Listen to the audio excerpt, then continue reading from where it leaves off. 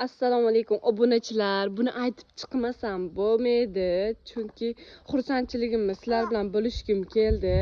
Bir narsadan men juda ham xursand bo'ldim.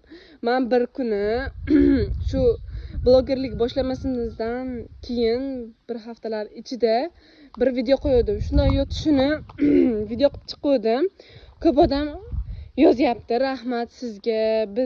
Men bilmagandim to'g'risi. Endi shunaqa yotqizaman. Bolam umuman akalaskada yotmaydi deb shunaqa yozib chiqishdi. Rasamanga rahmat deb yozib chiqishdi. Mendan foydalanib xursand bo'lishgan bo'lsa, men ham juda xursandman.